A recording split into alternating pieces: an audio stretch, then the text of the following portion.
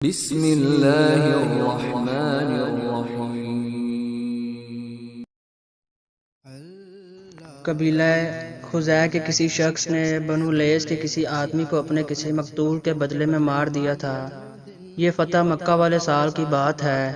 رسول اللہ صلی اللہ علیہ وآلہ وسلم کو یہ خبر دی گئی۔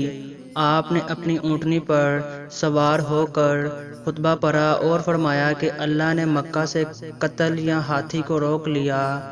امام بخاری رحمۃ اللہ علیہ فرماتے ہیں، اس لفظ کو شک کے ساتھ سمجھو۔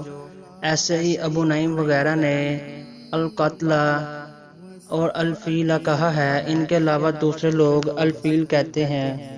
پھر رسول اللہ صلی اللہ علیہ وآلہ وسلم نے فرمایا کہ اللہ نے ان پر اپنے رسول اور مسلمان کو غالب کر دیا، اور سمجھ لو کہ وہ مکہ کسی کے لیے حلال نہیں ہوا، نہ مجھ سے پہلے اور نہ آئندہ کبھی ہوگا، اور میرے لیے بھی صرف دن کے تھوڑے سے حصے کے لیے حلال کر دیا گیا تھا۔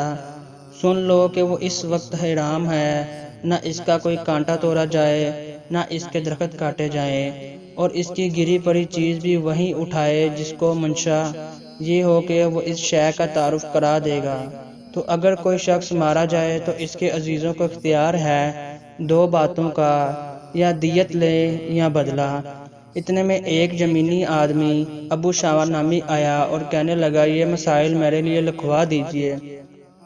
تب آپ نے فرمایا کہ ابو فلاں کے لیے یہ مسائل لکھ دو۔ تو ایک قریشی شخص نے کہا کہ یا رسول اللہ، مگر اذخر یعنی اذخر کاٹنے کی جگہ اجازت دے دیجئے، کیونکہ اسے ہم گھروں کی چھتوں پر ڈالتے ہیں یا مٹی ملا کر، اور اپنی قبروں میں بھی ڈالتے ہیں۔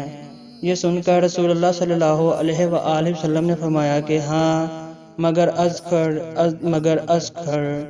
صحیح بخاری حدیث نمبر 112۔